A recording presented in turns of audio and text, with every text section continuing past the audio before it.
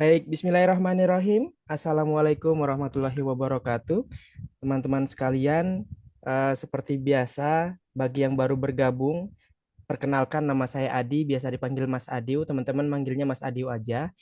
Malam ini saya akan menjadi host atau moderator selama 1 jam ke depan, menemani teman-teman belajar, memandu Zoom supaya tidak ada terkendala.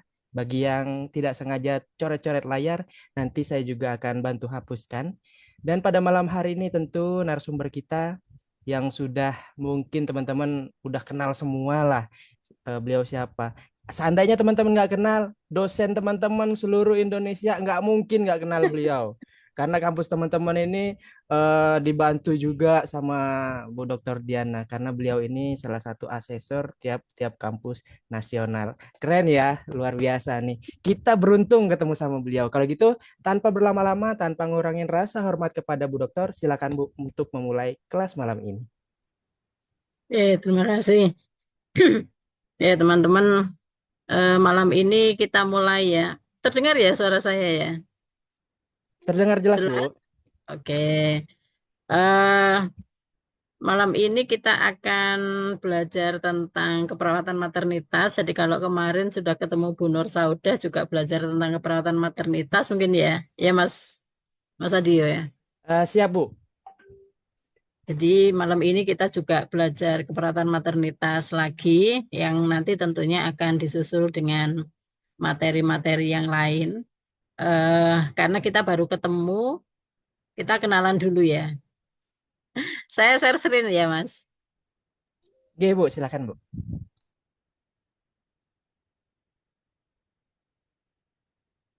Oke, jadi teman-teman semua, eh, perkenalkan nama saya Diana Setiorini yang malam ini akan bersama-sama kita diskusi tentang keperawatan maternitas.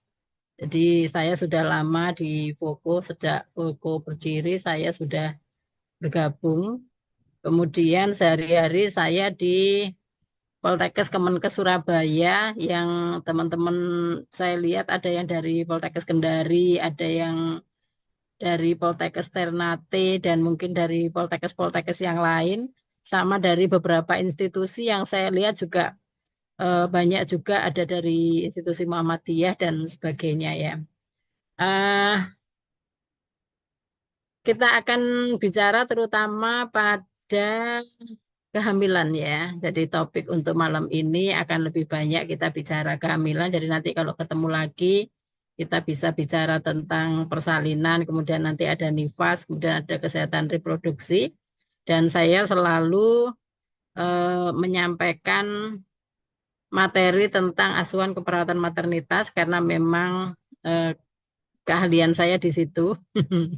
Jadi kalau bisa dilihat dari nama saya itu belakangnya spesialis maternitas ya. Jadi memang hanya belajar di maternitas ya, tentunya enggak ya. Jadi untuk bisa belajar di maternitas tentunya kita harus mempelajari juga keperawatan yang lain karena dasarnya juga dari yang lain anatomi fisiologi juga, etika gitu ya.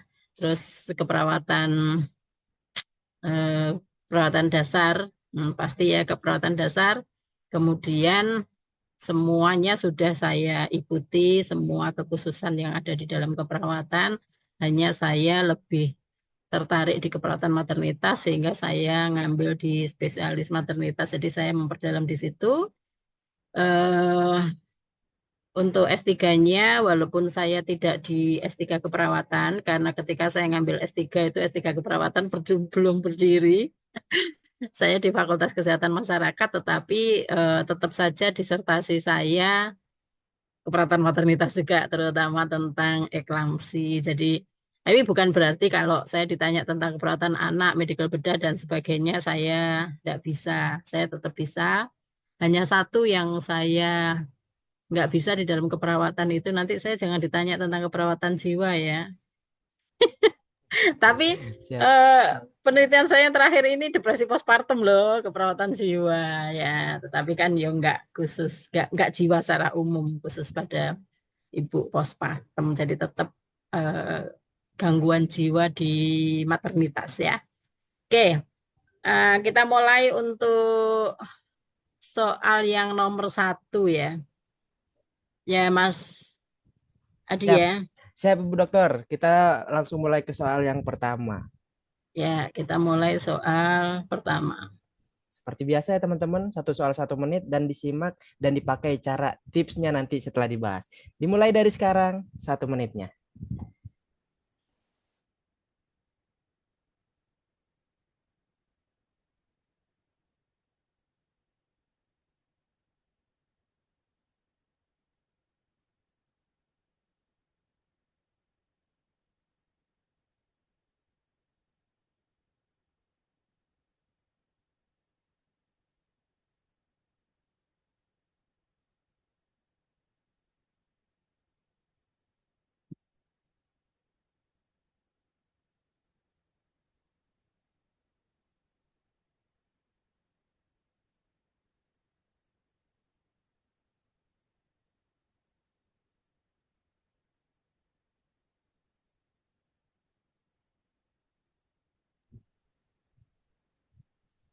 5 detik terakhir.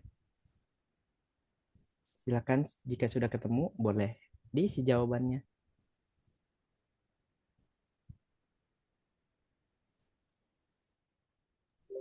Baik, jawabannya sudah bermunculan A dan C ya. A dan C. Tiap -1 menit nanti langsung kita bahas. -1 menit langsung kita dengarkan pembahasannya, guys. Terus nanti diingat juga malam pertama betul berapa, malam kedua betul berapa, malam ketiga betul berapa. Mengalami peningkatan, penurunan, atau stuck di situ-situ aja.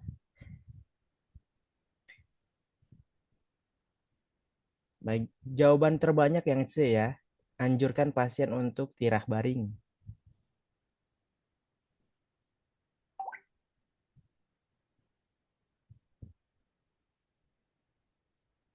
Oke, sisa sedikit lagi waktu tambahannya.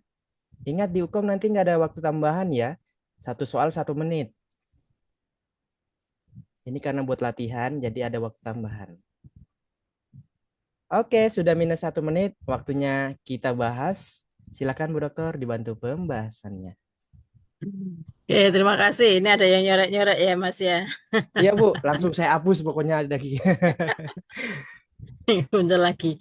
Eh, Seperti biasa di dalam tips and trick ketika kita mengerjakan soal uji kompetensi, itu saudara harus membaca lead in-nya dulu atau membaca soalnya dulu. Jadi kita baca di sini soalnya. Setelah kita baca soalnya, baru kita mencari jawabannya di kasus ya. Jadi jangan sampai kita buang-buang waktu. Sudah baca kasusnya, kemudian baca soal, terus balik lagi ke kasusnya. Jadi saudara harus ke kasusnya dulu, ke pertanyaannya dulu, saudara baca apa yang ditanyakan, baru dicari di kasusnya. Jadi seperti soal ini misalnya ya. Apakah intervensi keperawatan? Jadi yang ditanyakan di sini adalah intervensi keperawatan ya. Intervensi keperawatan prioritas untuk mencegah terjadinya perdarahan lanjutan pada kasus tersebut. Nah, kita lihat pasti di sini ada data tentang perdarahan. Jadi ada seorang perempuan umur 24 tahun dengan G4, ini sudah berkali-kali hamil ya, G4, hamilnya 30 minggu, dirawat di ruang kebidanan dengan keluhan perdarahan berwarna merah segar. Ini penting kita garis bawahi atau kita kasih tanda, warna perdarahannya ini merah segar, baik saat aktivitas maupun tanpa aktivitas ya. Kemudian itu keluhannya. Hasil pemeriksaan didapatkan tekanan darahnya normal, frekuensi nafasnya nggak ada masalah, suhu tubuhnya nggak ada masalah, nadinya juga nggak ada masalah, tetapi konjungtiva pucat karena adanya perdarahan ya. Jadi ini konjungtivanya pucat.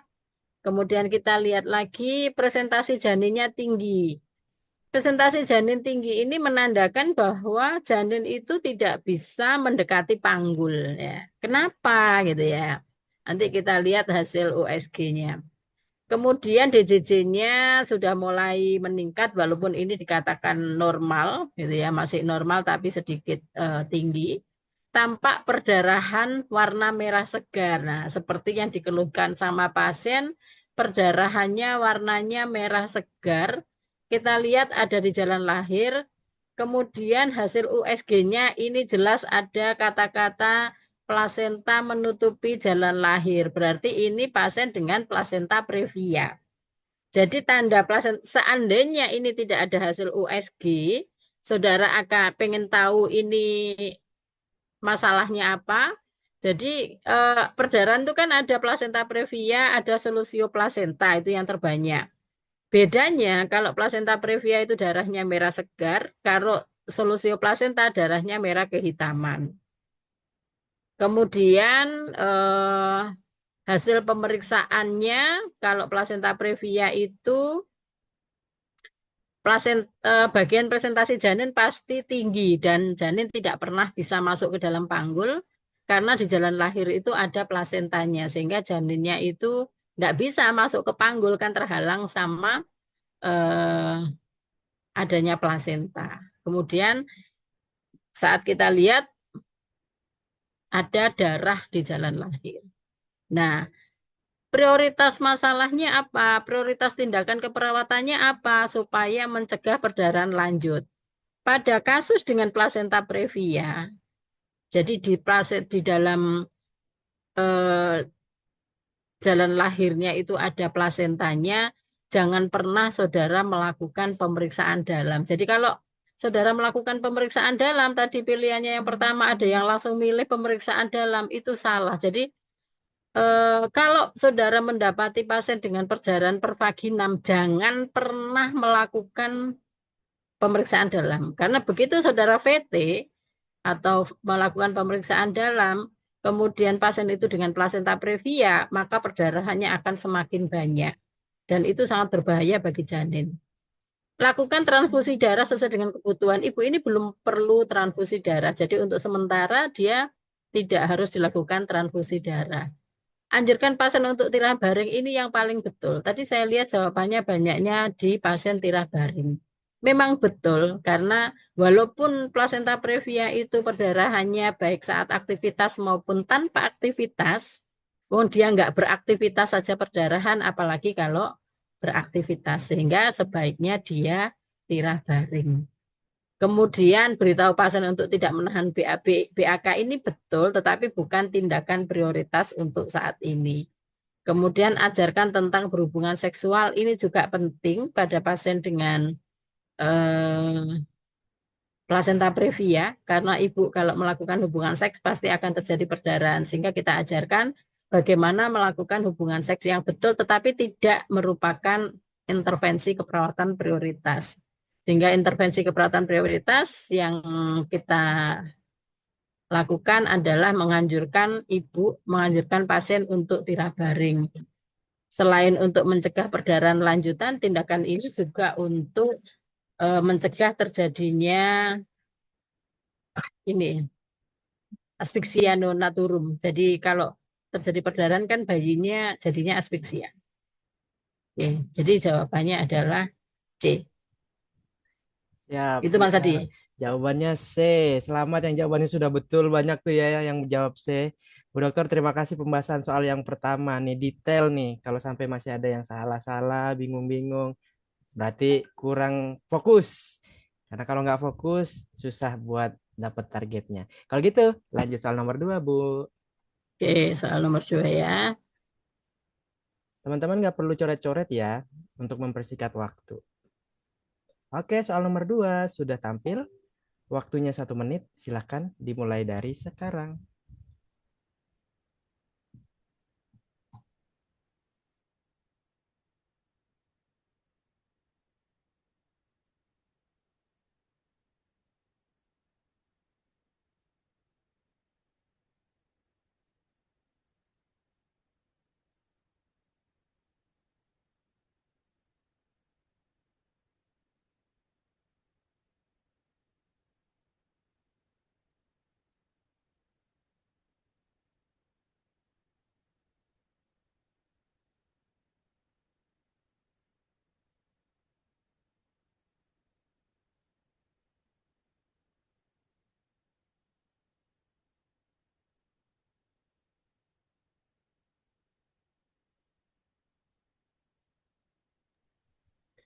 5 detik terakhir.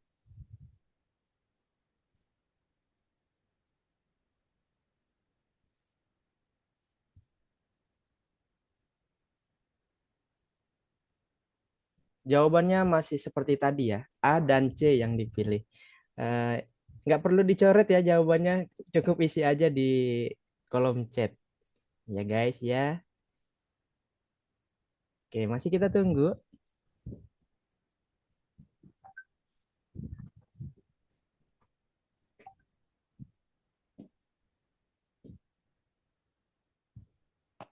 Ini materinya materi maternitas ya teman-teman, khusus teman-teman keperawatan. Bu dokter, ini sebenarnya pesertanya keperawatan semua Bu.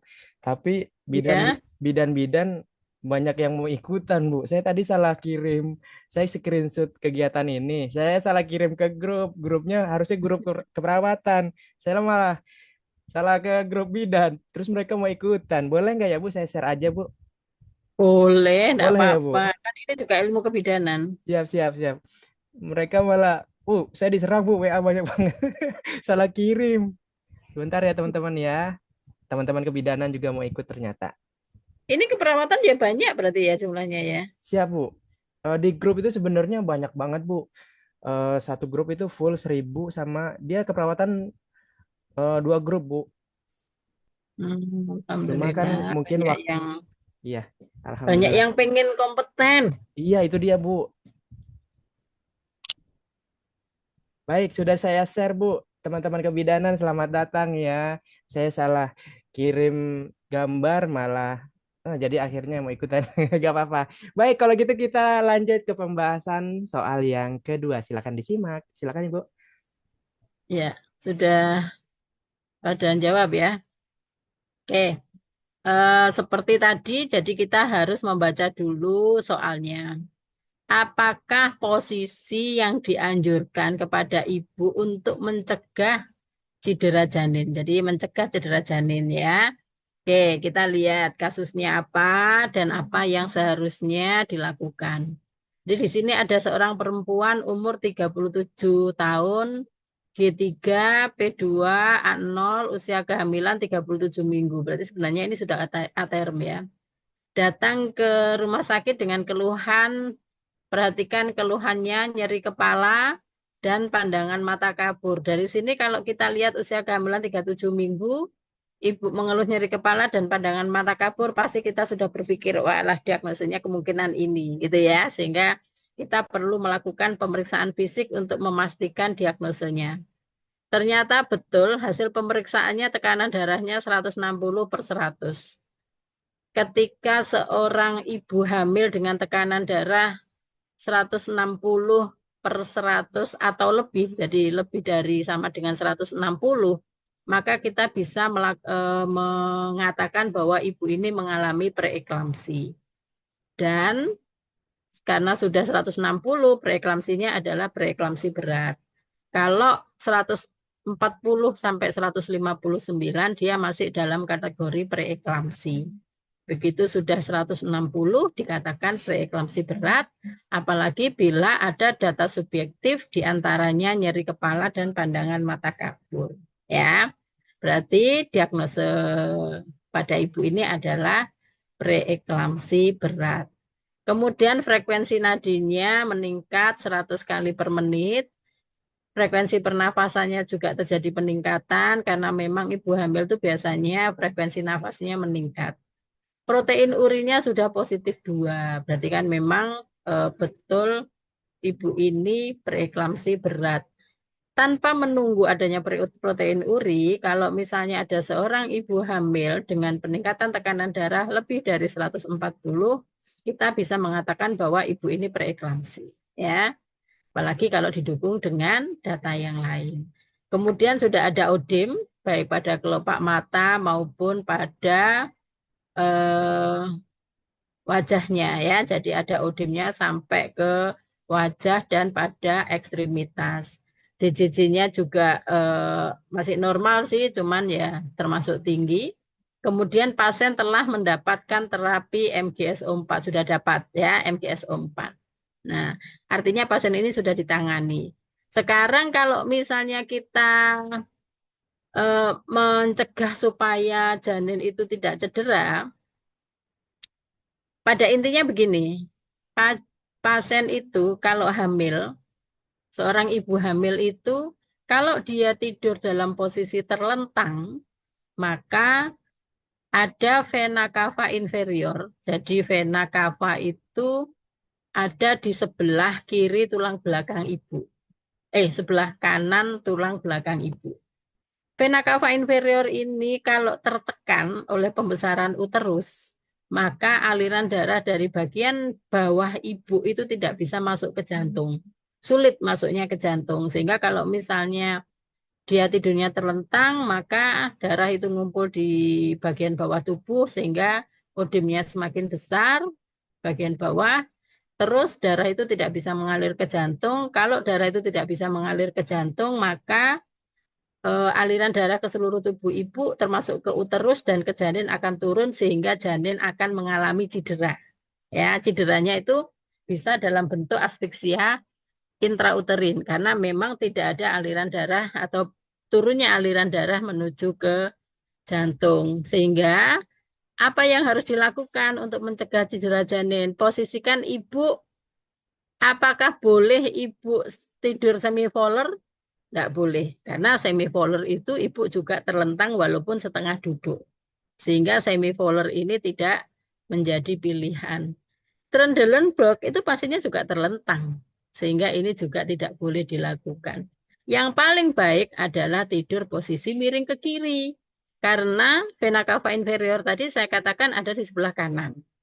Ketika ibu itu tidurnya miring ke kiri, maka vena cava inferior itu tidak tertekan oleh pembesaran uterus sehingga aliran darah menuju ke jantung akan normal dan nanti akan disebarkan ke seluruh tubuh termasuk ke janin sehingga janin akan mendapatkan asupan O2 dan nutrisi dengan bagus sehingga tidak terjadi cedera.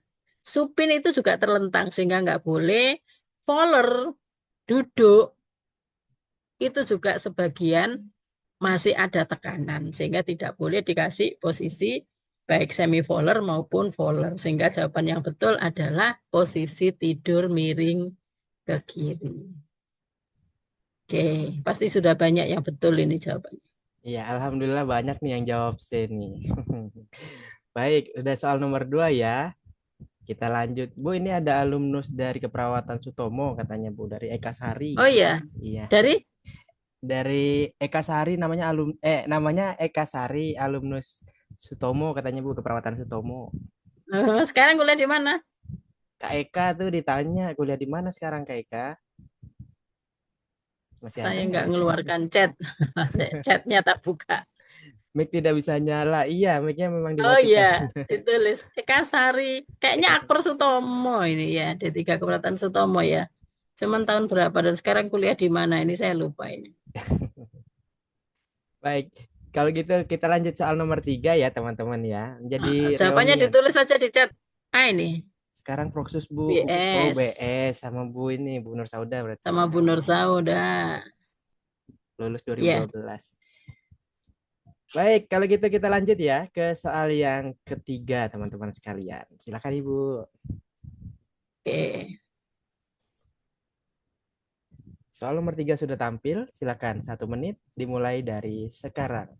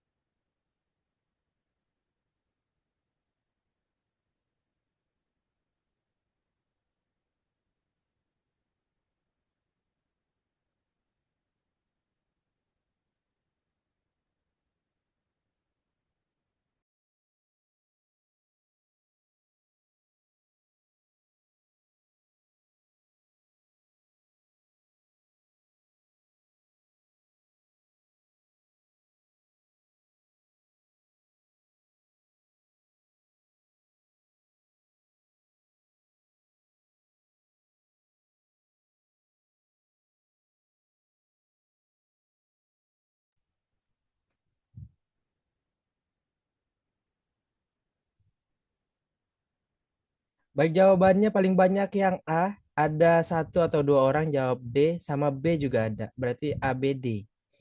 Tapi dominasinya ini hampir 95% jawabannya A semua nih. Memberikan penjelasan tentang regulasi aborsi. Oh, ada yang C juga. Berarti A, B, C, D. Sudah 3 hari latihan hukum bersama Foko. Alhamdulillah ya, udah 3 hari kita perjalanannya udah lancar nih. Malam ini maksimalkan. Tinggal beberapa detik lagi untuk tambahan waktunya teman-teman. Setiap hari kalau udah belajar temu soal, dapat soal, biasain pakai waktu supaya terbiasa dari sekarang sebelum hukumnya tiba. Oke, sudah minus 1 menit. Kalau gitu, kita simak pembahasannya. Silakan Ibu. Oke, kita lihat pertanyaannya ya. Seperti biasanya, apakah tindakan prioritas ya, berdasarkan peran perawat sebagai konselor? Ya, bukan hanya sebagai edukator ya, tapi sebagai konselor. Jadi, kalau peran perawat sebagai konselor itu selain dia memberikan pelajaran atau memberikan edukasi, dia juga memberikan solusi. Ya, jadi harus ada solusi yang diberikan.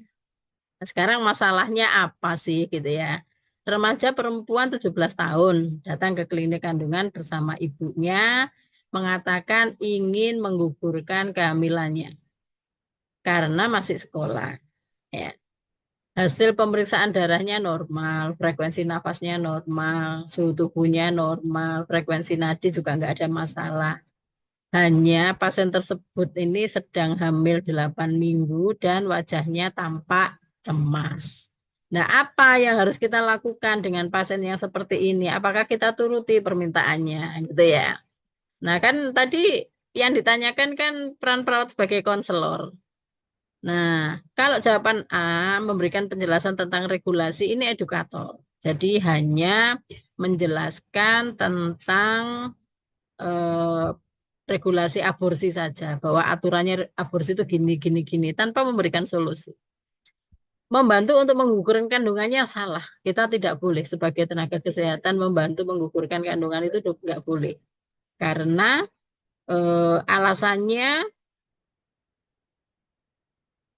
belum sesuai. Jadi kalau misalnya masih sekolah, kemudian dia melakukan aborsi itu belum boleh di dalam aturannya. Jadi harusnya dia dipertahankan, kemudian kalau misalnya perlu, dia kita masukkan dalam satu tempat sendiri yang terpisah dengan orang-orang lain. Jadi ada tempat untuk memberikan perlindungan kepada wanita-wanita yang tidak menginginkan kehamilannya ini.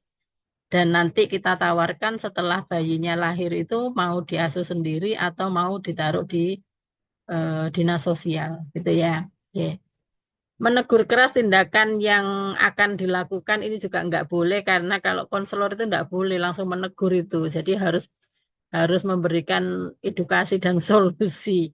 Nah, yang betul itu yang menyarankan untuk mempertahankan kehamilannya.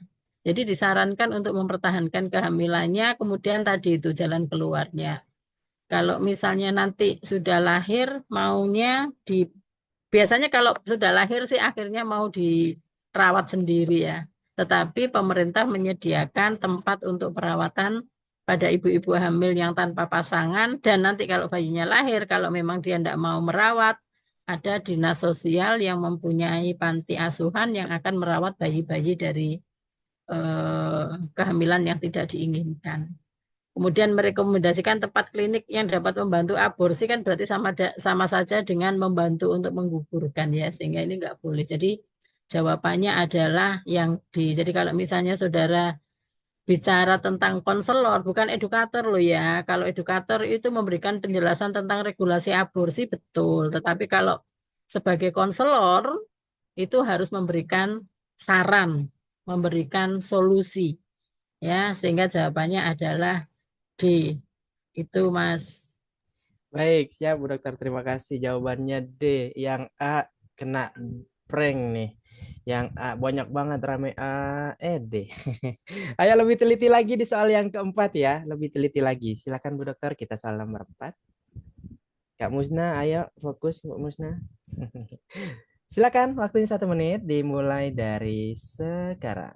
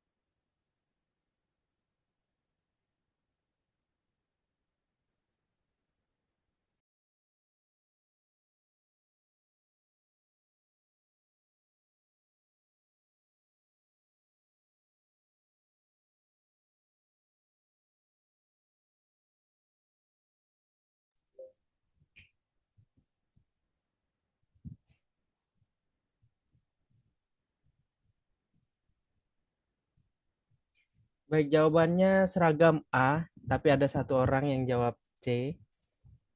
Ini panjang banget nih Kak Yahya nyoretnya nih. Nggak sengaja itu. Biasanya ini Bu kalau pakai HP mau di zoom gitu loh Bu. Terus nggak sengaja Eh, coret. Biasanya tuh begitu. Jawabannya A, D, C ya. C satu orang, D hanya beberapa orang, sisanya memilih jawaban yang A. Oh ada yang E juga. Makin bingung kayaknya nih ya. Yang belum menjawab silakan, masih ditungguin, masih ada waktu tambahan. Kalau perlu detik berapa teman-teman nemu jawaban, catat juga di catatannya supaya makin kelihatan meningkat gak tuh kecepatan membaca soal. Kalau udah cepat terus jawabannya benar, udah cepat dan tepat sudah teman-teman dapatkan.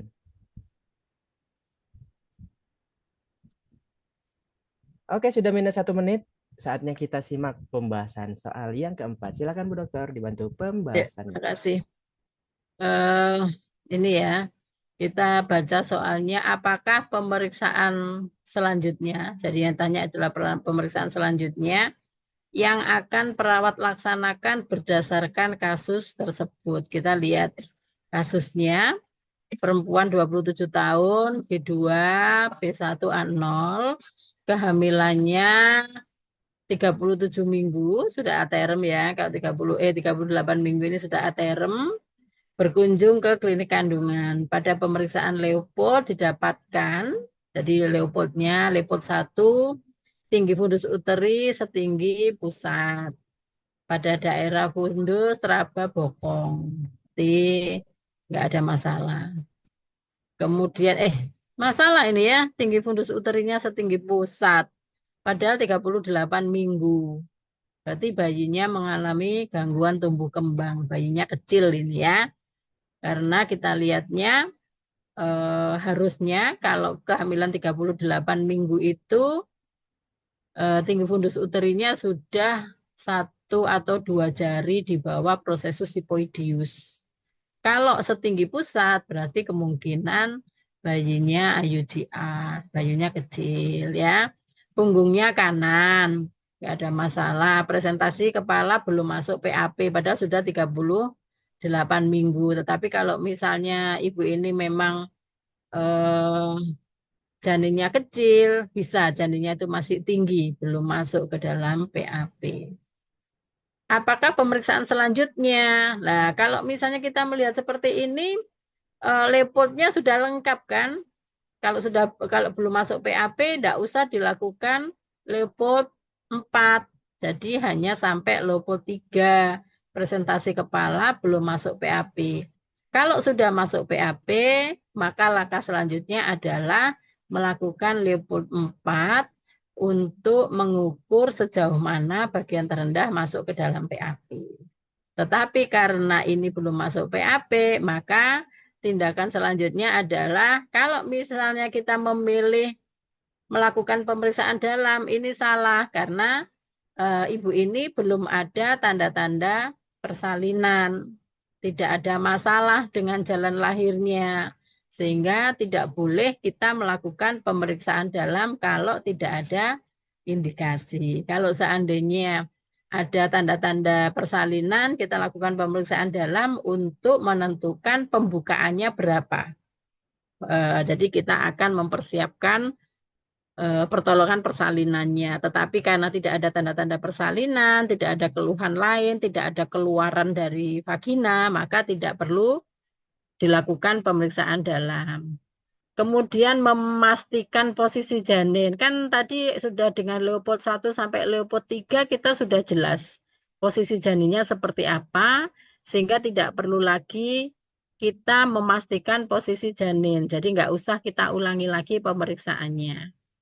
Kemudian kalau kita mau menilai kontraksi uterus, kan ibu belum mengeluh adanya nyeri pada abdomennya, tidak ada keluhan nyeri perut yang menandakan bahwa ada kontraksi. Kalau misalnya ibu mengatakan nyeri, kita pastikan itu kontraksi atau bukan. Jadi nyerinya karena apa? Tapi karena tidak ada keluhan nyeri dari ibu, dan ketika kita melakukan Leopold itu kita tidak mendapatkan bahwa uterus itu teraba keras, sehingga kita tidak menilai kontraksi uterus. Melakukan tanda-tanda vital. Nah, pemeriksaan tanda-tanda vital ini dilakukan sebelum pemeriksaan Leopold. Jadi tanda-tanda vitalnya dulu, baru pemeriksaan Leopold. Terus tinggal satu jawabannya, berarti A ini yang paling betul. Jadi kalau kita sudah selesai melakukan pemeriksaan Leopold 1 sampai dengan Leopold 3, pada kasus ini hanya sampai Leopold 3, itu kita sudah tahu kepalanya di mana, punggungnya di mana, sehingga kita sudah bisa memastikan di mana kita bisa mengukur denyut jantung janin. Tempatnya sudah jelas, oh di sini saya menghitung denyut jantung janin. Sehingga setelah pemeriksaan dengan Leopold, kita lanjutkan dengan mendengarkan denyut jantung janin. Jadi jawabannya A. Oke, jawabannya A. Betul berjamaah yang jawabannya A. Kamu nah kayaknya jawabannya betul ya. Senyumnya lebar ya kan? Mantap. Tes dulu ah. Dari 1 sampai 4 soal udah betul berapa? Diketik yang jujur. Kalau misalnya betulnya dikit, jangan berkecil hati. Perjalanan kita masih panjang untuk belajar-belajar seperti ini. Ingat ya, kita bisa lulus UKOM itu karena terbiasa membaca soal. Kalau untuk kasusnya, cara penanganan, saya yakin teman-teman di luar kepala kok cara menangani sebuah kasus. Tapi karena ini bentuknya teks, jadi kita harus terbiasa membaca teks. Bener nggak, Kang Musna? Iya kan? Siap. Oke, betul tiga, betul salah satu, betul dua, betul tiga. Alhamdulillah betul tiga. Ada yang betul semua. Salah satu, oh salah satu Kak Musna nggak apa-apa. Masih ada soal berikutnya. Kalau gitu, untuk memastikan teman-teman masih semangat, masih pengen lanjut, ketik lanjutnya dulu. Ketik lanjutnya dulu supaya memastikan teman-teman nggak meninggalkan Zoom-nya. Sayang kalau Zoom-nya cuma nontonin teman-teman lagi tiduran atau lagi bengong. Jangan ada yang bengong ya. Lanjut. Oke, kalau mau lanjut, kita lanjut. Silakan Bu Dokter, kita lanjut soal berikutnya. Mana ini kok diklik nggak mau? Oke, soal nomor 5 sudah tampil. Seperti biasa, coba ya jangan 1 menit 30 detik bisa nggak ya kira-kira? Coba aja dulu coba. 1 menit, 1 menit. Ya nggak apa-apa waktunya 1 menit. Tapi kalau bisa tantang diri masing-masing 30 detik jawab. Silakan.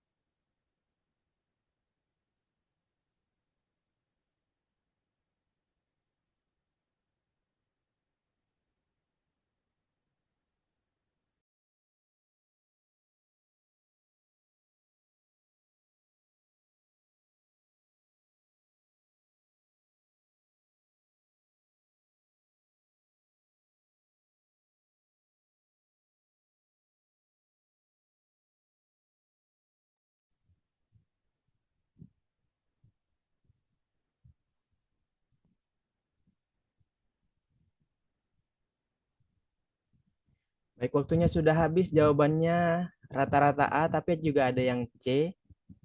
Ada juga yang C tadi. Ada yang E. Berarti A, C, E. A, C, E. Ayo fokus guys, fokus, fokus. Sesuai nama kita, fokus, kompeten. Oke, waktu tambahannya masih berjalan. Yang belum menjawab silahkan.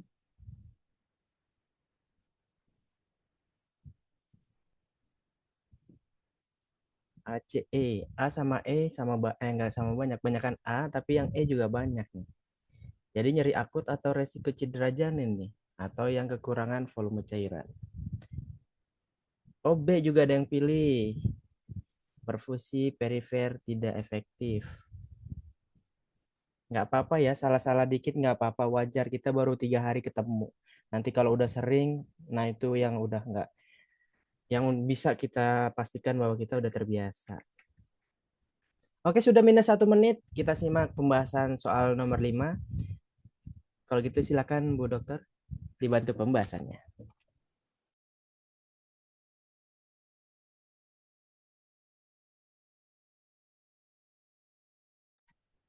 Iya, Mas. Mereka baru pertemuan ketiga ini.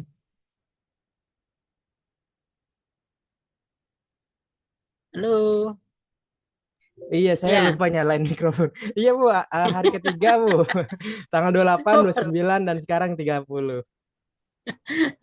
berarti yang kemarin saya nggak jadi itu ya. Iya, Bu. Diganti sama Bu Dokter Aprina, Bu. Oh, Tanggalnya ditukar. ya. Oke.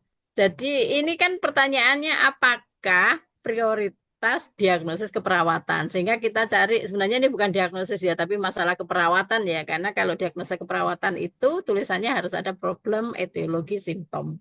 Tapi yang kita tulis di sini baru problemnya saja. Berarti ini adalah masalah keperawatan. Berdasarkan kasus. Kasusnya apa sih? Keluhannya apa sih? Gitu ya. Seorang wanita, seorang perempuan umur 21 tahun, G1, baru hamil yang pertama. Usia kehamilannya baru 12 minggu. Ada masalah, baru trimester 1. Datang ke klinik dengan keluhan nyeri hebat. Terus menerus pada perut bagian kiri bawah. Kasihan ya, berarti ada masalah ini ibu hamil ini. Hasil pemeriksaan tekanan darahnya sedikit meningkat karena dia menahan nyeri. Ada peningkatan tekanan darah sedikit, kemudian nadinya meningkatnya banyak 105, frekuensi nafasnya juga cepat, wajahnya meringis ini nahan nyeri karena dia sedang nyeri nyeri banget gitu ya. Jadi kalau kita lihat kan data-data yang mengarah ke nyeri itu banyak sekali. Meringis, perutnya tegang karena dia mengatakan nyeri berarti ada sesuatu di dalam perutnya, badannya berkeringat, akralnya dingin. Nah, akralnya dingin karena nyeri. Jadi dia nahan nyeri itu sampai hampir shock gitu ya, hampir shock. Shock apa kalau kalau nyeri itu. Kemudian terdapat bercak perdarahan pervaginam. Ini sedikit, hanya bercak saja perdarahan pervaginam. Nah, sudah ada ini hasil pemeriksaan USG-nya. Hasil pemeriksaan USG-nya menyatakan bahwa pasien didiagnosa mengalami KIT, kehamilan ektopik terganggu dengan ruptur tuba kiri.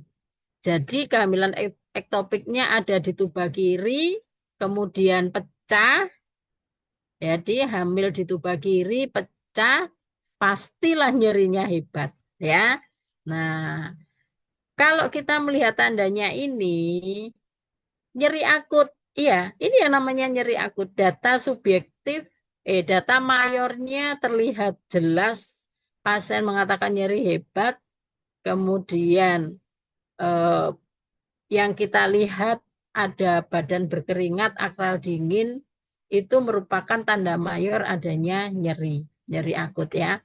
Tanda minornya banyak, tekanan darahnya meningkat, nadinya meningkat, frekuensi meningkat, sehingga yang kita jawab di sini nyeri akut. Coba sih kita lihat yang lain, apakah itu bukan masalah. Tapi ini kita lihat prioritas loh ya. Nah, perfusi perifer tidak efektif. Kan lebih berbahaya perfusi perifer tidak efektif. Dan itu lebih prioritas gitu ya. Nanti yang jawab perfusi perifer pasti begitu. Tetapi kan yang mengarah ke perfusi perifer tidak efektif itu hanya ada data satu, akral dingin saja. Kita tidak punya data CRT. Nah, kalau CRT-nya itu lebih dari 3 detik, itu kita bisa mengatakan perfusi perifer tidak efektif karena CRT itu kalau lebih dari 3 detik itu merupakan data mayor dari perfusi perifer tidak efektif. Kemudian akralnya tidak sekedar akral dingin, tetapi ada pasangannya lagi. Akral dingin, terus basah, terus pucat. Ya, sementara data itu tidak ada. Tekanan darahnya juga masih normal. Sehingga kalau mengangkat diagnosa keperawatan atau prioritas masalahnya adalah perfusi perifer tidak efektif, ini nggak cocok. Hanya ada satu data akral dingin, ya, sehingga bukan ini. Kekurangan volume cairan, datanya di mana yang menyatakan kekurangan volume cairan? Dia perdarahan. Kita lihat perdarahannya bercak pervaginamnya sedikit. Sebenarnya pada pasien dengan kehamilan ektopik terganggu, perdarahannya itu banyak, tetapi bersembunyi di kafum Douglas. Makanya dia mengeluh nyeri bagian perut bagian bawah kiri itu selain karena ruptur tuba. Jadi sebenarnya ruptur ruptur itu nyerinya sebentar saja. Begitu pecah langsung nyeri, tapi setelah itu nyerinya hilang yang di ruptur itu. Tetapi nyeri hebat itu yang terjadi adalah di kafum Douglas, di mana kafum Douglas itu menerima perdarahan dari tuba. Jadi kalau misalnya ini uterus, ini ada tuba di sini, ya, di sini ada tuba, ini pecah, di sini itu ada yang namanya kafum Douglas. Sebelum ke sini itu ke serviks, kemudian ke vagina, ya. Jadi kafum Douglas itu ada kiri kanan. Tuba juga ada kiri, ada kanan. Ini yang pecah satu, ini pecah di sini, awalnya ada kehamilan, kemudian pecah, darahnya ngumpul di sini. Ini yang nyeri. Jadi kalau pecahnya ini nyerinya hanya sebentar. Begitu pecah nyeri tapi habis itu hilang. Yang nyeri di pecahnya tuba. Tapi di penampungannya darah ini yang menimbulkan rasa nyeri karena menekan saraf nyeri yang ada di sekitarnya.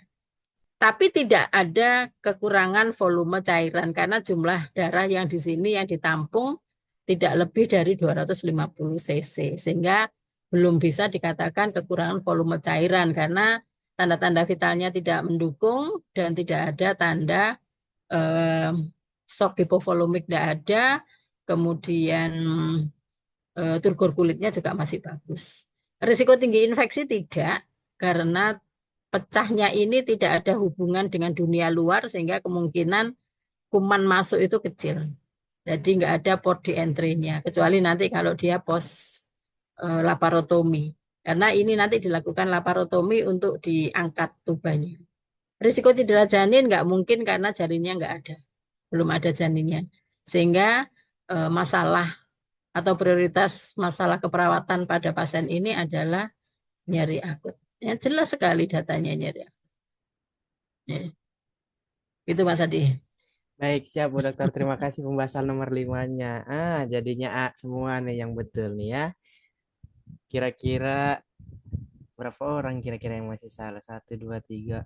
Masih sekitar 1.000 orang yang masih salah nih. Bener berjamaah nih Bang. Iya yang A ya, tapi yang lain masih salah berjamaah. Bener 4 salah satu, belum screenshot soal. Nanti filenya dikirim kok ke grup. Nanti saya mintain sama Bu Dokter Diana. Bu, kita soalnya sampai nomor 5 kan ya Bu? Saya enggak tahu, saya punya 7, tergantung Mas Adi. Oh Mau iya. nomor 5 aja enggak apa-apa. Mau mau 7, oke. Ini teman-teman mau lanjut apa 5 aja? Lanjut dong, lanjut 7, lanjut, lanjut. 7 Bu. Lanjut katanya Bu Dokter. Sesuai sesuai di template ininya ya Bu, 7 berarti. Kalau bisa 10 katanya. Jangan 180. Wah, kuat enggak nih waktunya? Kalau gitu lanjut ya. Oke, kalau lanjut kita silakan Bu. Kita lanjut soal nomor 6. Oke, nomor 6. Gak usah lama-lama ya. Ya, siap. Yang lama pembahasannya ya ternyata. Tuh dibonusin 2 soal lagi nih. Silakan nomor 6. Dimulai dari sekarang.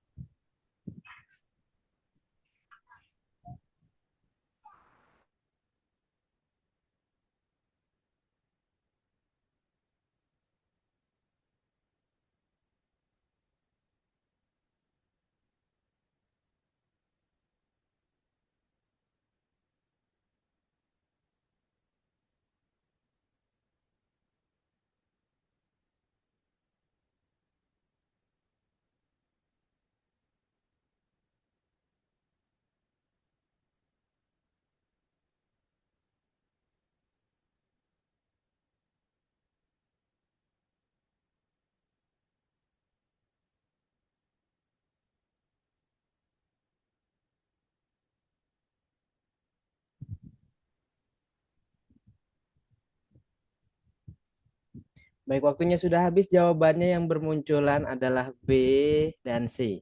2 opsi jawaban yang dipilih ya. Langsung saja kita simak pembahasannya soal nomor 6. Silakan Ibu. Oke, saya kira soal ini tadi juga sudah saya bahas di soal yang nomor berapa tadi ya, hampir sama ya. Ini pemeriksaan yang harus dihindari. Kalau tadi kan yang akan dilakukan selanjutnya. Kalau ini yang dihindari apa? Untuk mencegah perdarahan lanjutan kan sebenarnya hampir sama dengan yang tadi. Kita lihat dengan data ini ada perdarahan warna merah segar, berarti kemungkinan ibu ini dengan plasenta previa. Jadi tidak boleh kalau pas intinya begini, kalau pasien itu mengalami perdarahan saat usia kehamilannya itu bukan trimester 1 ya. Jadi kalau dia sudah masuk ke trimester 2, kemudian terjadi perdarahan pervaginam, kita mikirnya kalau nggak plasenta previa ya solusio plasenta. Kalau trimester 1 abortus. Kalau trimester 2 kalau nggak plasenta previa dan solusio plasenta. Kedua kasus ini sebenarnya kalau solusio plasenta boleh di VT, boleh dilakukan vaginal touch.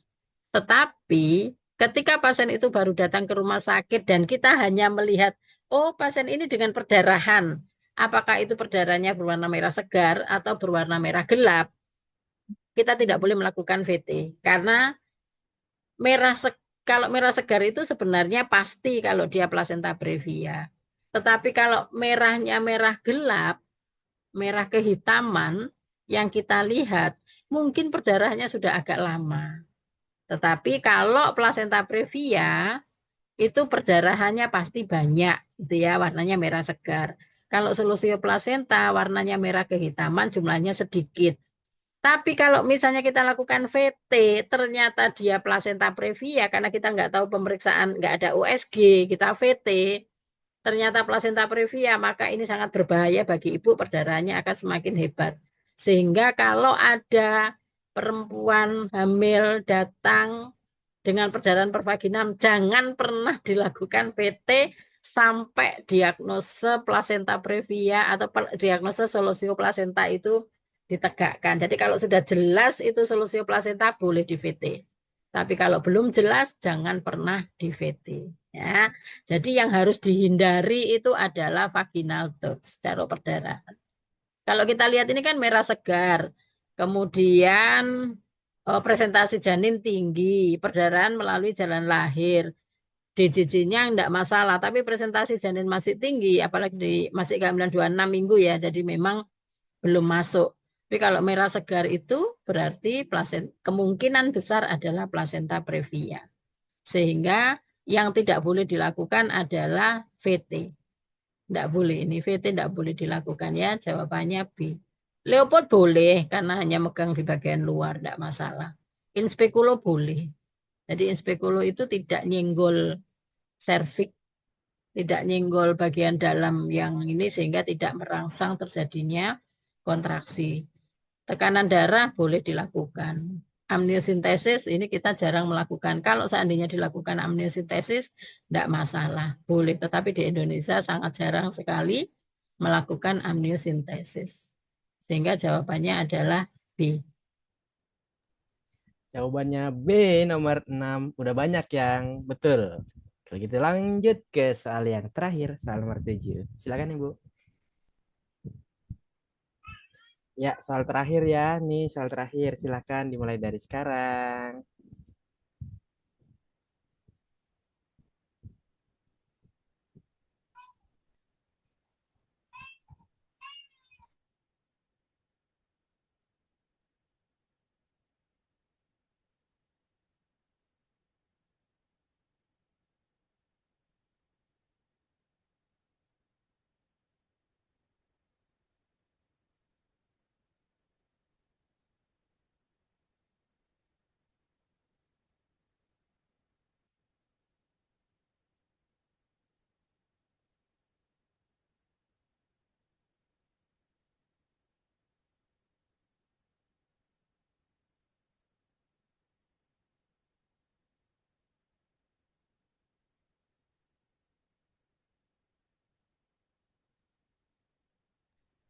Baik, waktunya sudah habis dan jawabannya sudah bermunculan D, C.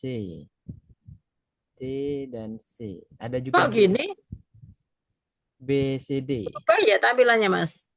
Gimana, Bu? Tampilan saya berubah ya? Enggak kok, Bu. Masih di soal nomor 7. Kayaknya saya lihat kok. Bentar, bentar. Kenapa tampilnya? Di kita tampilnya masih soal, Bu. Masih aman. Iya, tapi di tampilan saya ini galeri semua, semua ini bukan tampilan. Tampilan layar. Oh, oh. Oh, itu mungkin Bu pencet klik yang apa ya? Saya nggak share screen lagi. Yang gambar dua Ya, layar ya. gitu, Bu. Di atas, Sekarang Bu, ada. kelihatan apa? Di kita Tetap masih soal, layar Bu. ini ya. Oh Masih. ya, Udah bisa ya nih, Bu. sudah Oke. bisa, bisa. Jawabannya D ya kebanyakan nih. D, C, D, C. Berarti tiga option jawaban di soal terakhir.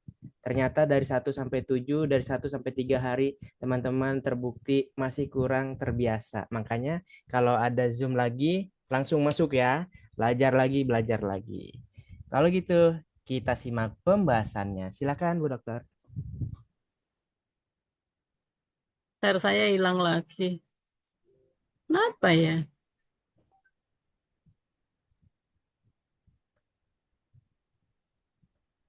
Kok tidak bisa?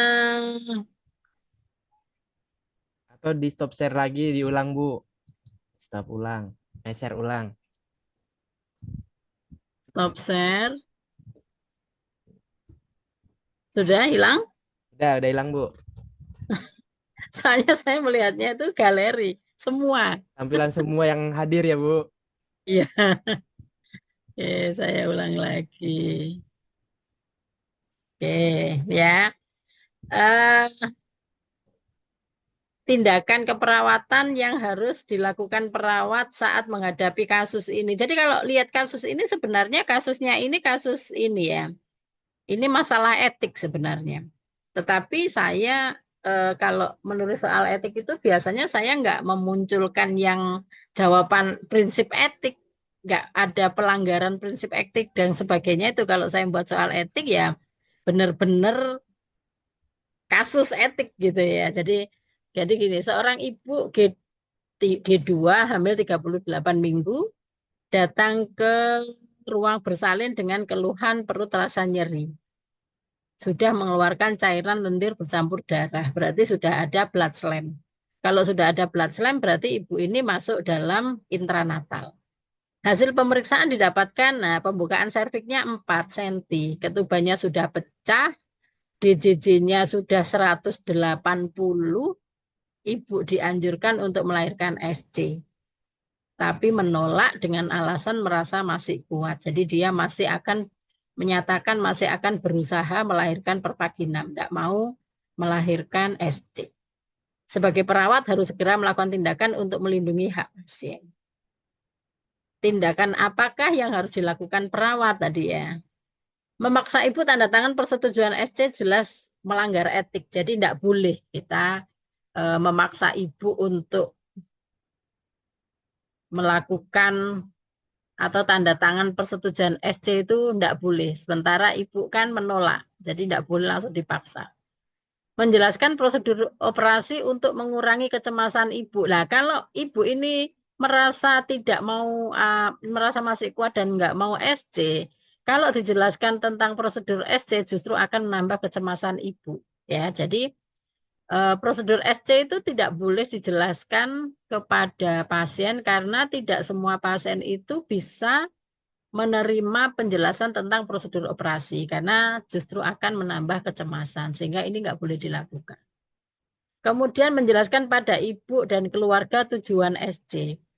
Kalau kita menginginkan pasien itu kooperatif, pasien itu mau melakukan tindakan sesuai dengan saran dari tenaga kesehatan, terutama dari dokter, maka tujuan itu harus dijelaskan.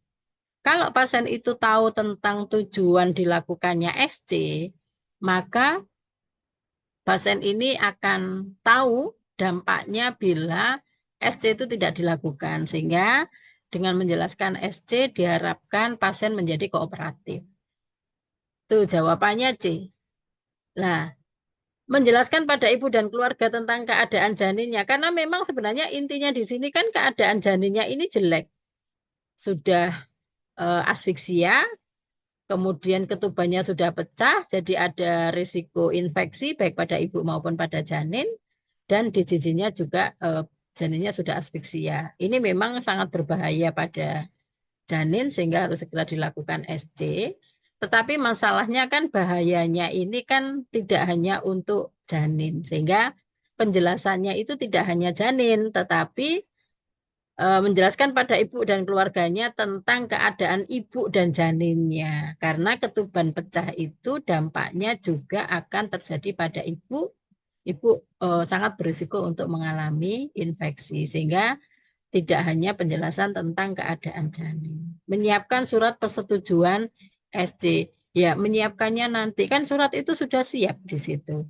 Kalau pasien sudah oke, sudah tahu tujuannya dilakukan SC, pasien sudah setuju untuk dilakukan SC, baru kita eh, menyiapkan surat persetujuan SC. Sehingga dalam kasus ini jawaban yang betul adalah C. Jawabannya C, yang jawab DB kurang tepat. Coba ketik dari 1 sampai 7 soal, betul berapa jadinya? Sekalian ketik meningkat, tetap atau menurun. 7, misal betul 5, 5 meningkat gitu. Meningkat, meningkat, meningkat. Bagus berarti ya. Baru 3 kali pertemuan udah mulai terasa ya manfaat pertemuannya ya. Betul Nggak 6 rugi salah berarti satu. ya ikutnya ya, Mas. Iya, gak rugi ya.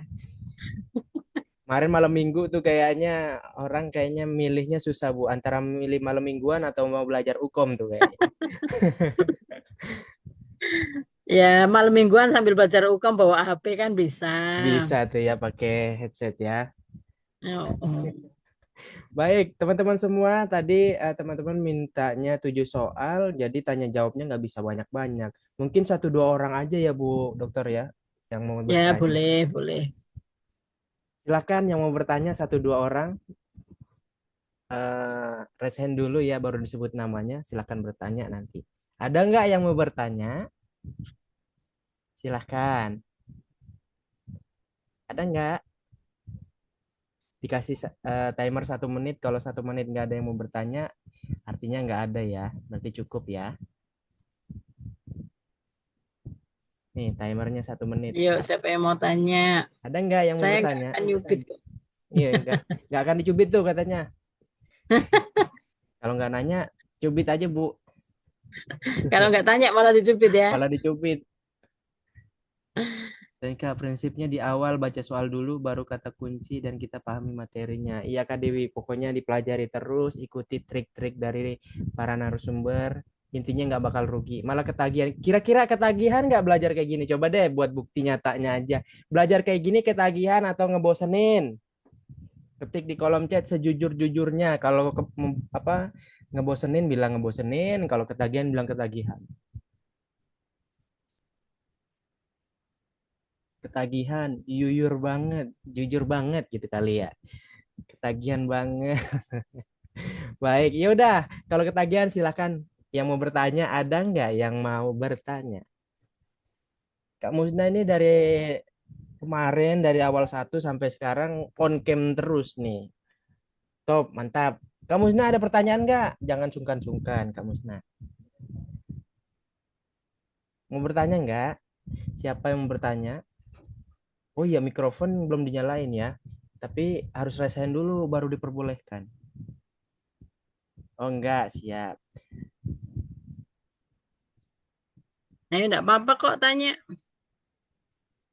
Kalau saya bisa jawab, saya jawab. Atau sudah jelas? Ketik dong di kolom chat. Kalau nggak ada yang nanya, ketik cukupnya supaya Bu Dokter dan saya juga tahu. Oh berarti acaranya sudah bisa diakhiri gitu. Cukup? Lagi Kak. Kalau lagi mau sampai jam berapa? Jangan dong, kasihan Bu Dokter. Capek. Beliau ini habis pelatihan. Tadi sudah ngantor. Tuh, tadi sudah ngantor tuh. Oh udah masuk Bu, maksudnya udah masuk. Bukannya masih libur Bu? Sampai kemarin sore. Oh, sampai kemarin sore tuh. Jangan kalah semangat sama Bu Dokter. Pokoknya teman-teman semoga bisa jadi dokter juga seperti beliau, bermanfaat untuk banyak orang. Ini mah bukan banyak orang lagi, banyak kampus, banyak institusi yang sudah diberikan manfaat sama Bu Dokter. Cukup ya, Bu. Mereka bilang cukup. Teman-teman, kalau misalnya sudah cukup, berarti ini waktunya kita berpamitan dan Bu Dokter juga pastinya setelah ini mungkin ada kegiatan atau istirahat. Kalau gitu Bu Dokter silakan Bu untuk closing statementnya untuk teman-teman semua. Eh, eh,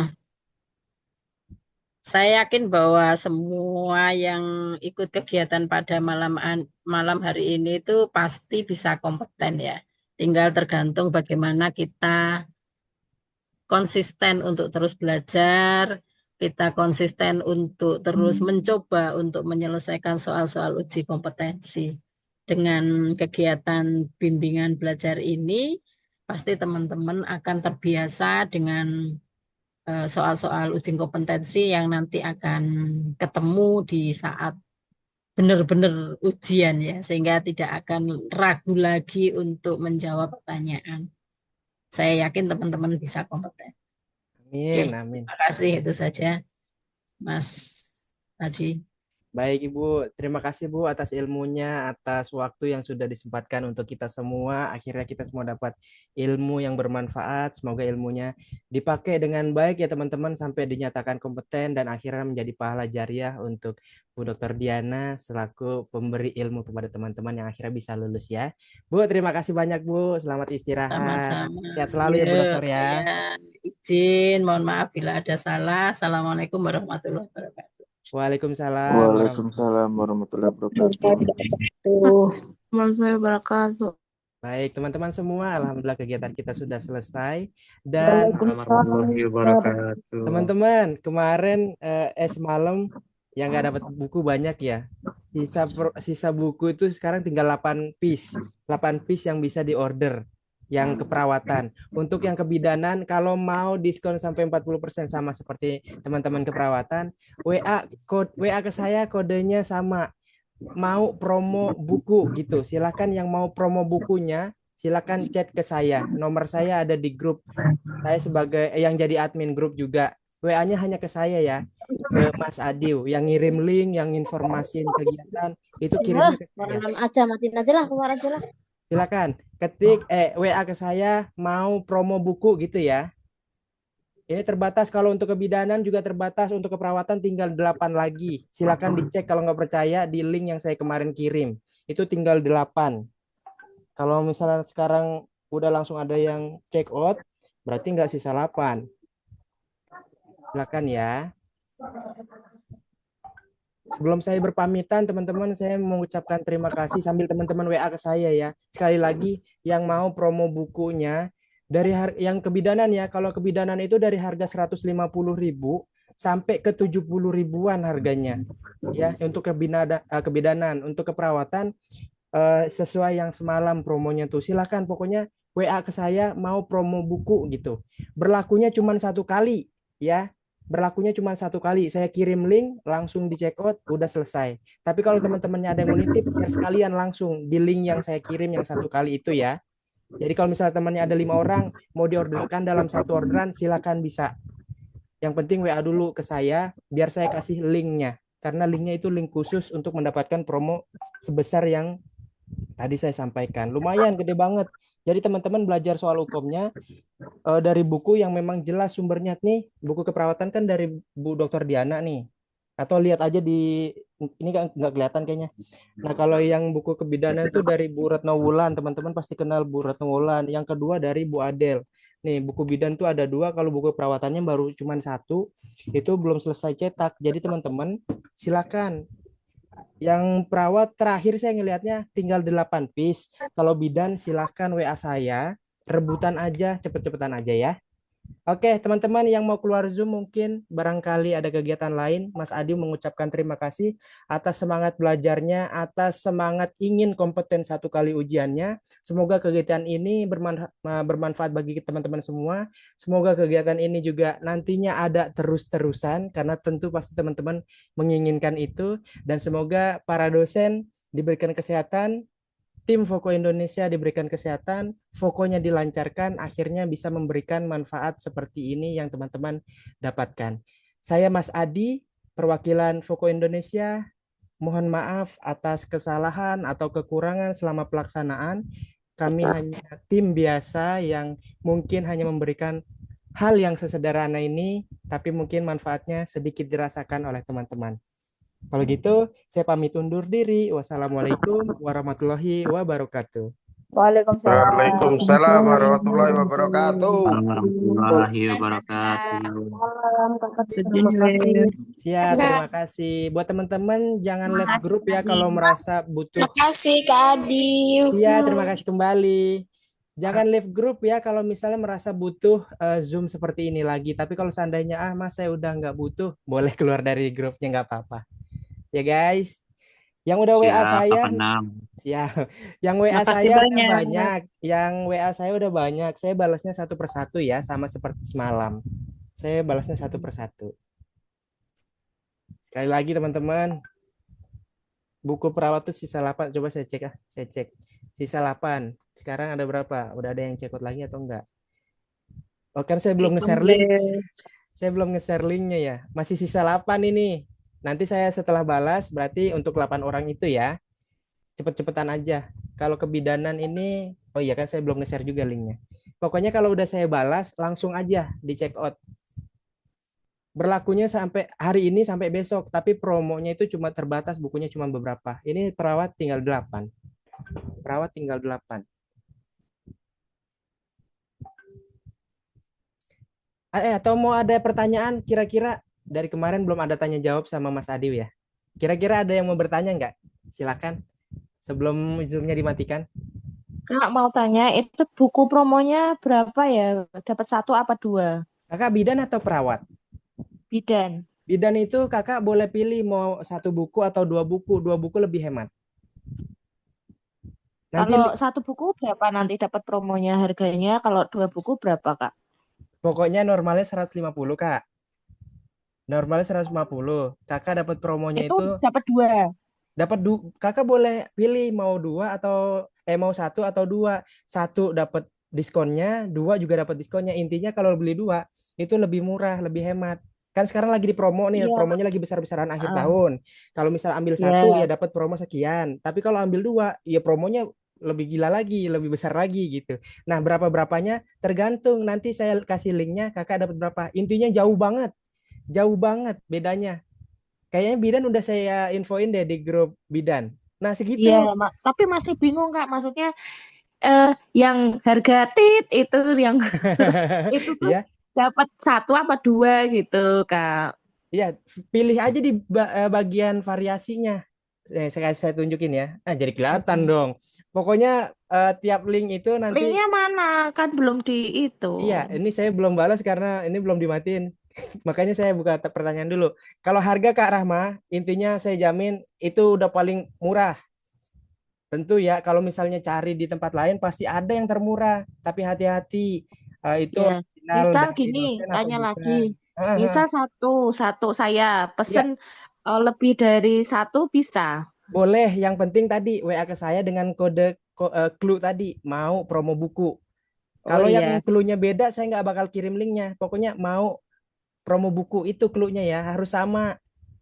Mau Harus promo sama. buku kebidanan tadi bilang gitu bisa. Bisa. Pokoknya mau promo buku itu otomatis nanti bot dari WhatsApp itu bakal ngirim link sesuai clue tadi. Oh iya. Iya. Tapi ini belum dikirim ya. Belum. Karena saya belum aktifin WA-nya, belum pegang WA-nya. Oke. Ya, pokoknya teman-temannya kalau misalnya minta titip order, misalnya ada 5 orang, langsung aja. Berarti lima piece begitu ngekliknya.